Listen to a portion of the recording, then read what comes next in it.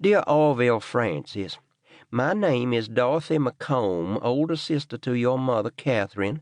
I doubt whether you have heard much of me owing to the troubles your mother had with our father, who was, to her, and owing also to her desire to leave this town and never to return, and cannot say as I blame her, and envied her for her strength in cutting herself loose from Whitbro, which is and shall always be blooded, though they leave us be for now. I would have left you alone, but I am sick with the cancer. It is in my stomach, and the medicine stopped helping. But do not fear for me, as I have made my peace, and have not long to suffer. My husband and our 2 children, one drowned, one had his heart outside him, born dead, have gone before me. Soon you will be contacted by my attorney, Mr. Stowe. He will have you to Atlanta for a reading of my last will and testament, which names you, Orville Frank Nichols, as the heir to my house and possessions, and some little money that I have saved back. Your brother John, Jackie, will get the larger share of the money, since the house is yours, which you must sell. Although I know nothing of your character, I can only assume that you are a good man if anything of my sister passed through you, and for that reason I ask you to sell this house and to remain where you are or in some other place. Mr. Stowe will see to the sale, although you must not expect to have what a house of this quality might fetch in another town. I have it painted and fixed up so that it might lure another, but not you, Frank Nichols. Frank, please do not make this your home. You might think that a man of your worldliness would go stale in such a place as this, Frank, but that is not what will happen if you come. There is bad blood here, and it is against you. For no fault of your own, and you will not have time to go stale in Whitbro. This place will smell out, I fear, what is in you and claim you for its own. It will hug your bones into the woods, and you will wish you had never. Catherine, in a precious letter to me, said she called you Frankie. Will you allow me, Frankie, for a moment to imagine you as any child I never had the fortune to know, Frankie by that sweet name?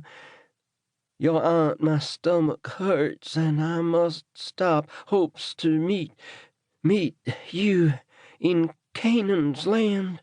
Dorothy McComb, Dotty, whom God of Abraham soon fetches home, kiss you a kiss where you stay wisely in the north, away from them.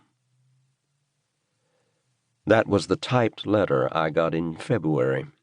It had this handwritten note paper-clipped to it. Dear Mr. Nichols, please remember that at the conclusion of her days, your aunt, who insisted that I should send her letter without the benefit of revision, was heavily dependent on opiates. With condolences, J. Stowe, Esquire. Had I received this missive in Ann Arbor when I was teaching and everything was ducky, I would have certainly taken my estranged aunt's advice and stayed away. An unusual thing happens, though, when a man has been long enough without work. He gets superstitious. After months of polite rejections from universities who already had a full history department, or claimed to, Dora's husband had pull at campuses from here to the Philippines, and further months scraping together a few bits between tutoring and day labor, I was ready to look for auguries in pigeon droppings. Dora was making out all right as a hostess at the Drake, and we had a roof over our heads, thanks to Johnny. But what's that old saw? Narrow is the stair, and hard is the bread in another man's house, especially when it's your little brother. I think that's Dante, or Petrarch, one of those hoary old guineas. Dora's ex would know. Suffice it to say that the letter arrived in the mailbox with the force of prophecy. One more letter followed, in which a Mrs. Munsey informed me that my Eudora would be offered a job teaching at Whitbro's school, as my aunt once had, provided Mrs. Nichols could supply a teaching certificate. She could, I explained, although under the name Chambers because of a paperwork error. I determined at once that we should go to Georgia, live rent-free in the warmth and fresh air, and get our feet under us again. Eudora was reticent. She would have preferred to do as my aunt had suggested, but she agreed that our other options were pretty skinny. We were both educators, but she was inexperienced and I was disgraced. Moreover, everyone in the Midwest who had a job was holding on to it with white knuckles. There were so many hard-up professors and teachers in Chicago that I couldn't get full-time work in anything better than a cannery. That lasted 2 weeks. And her teaching certificate wasn't worth a cup of coffee. This way she would have a job, we would have a home, and I would have a project that just might unlock a prosperous future for us both.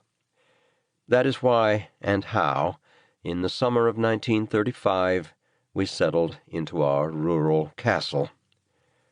And oh, what a kingdom it overlooked.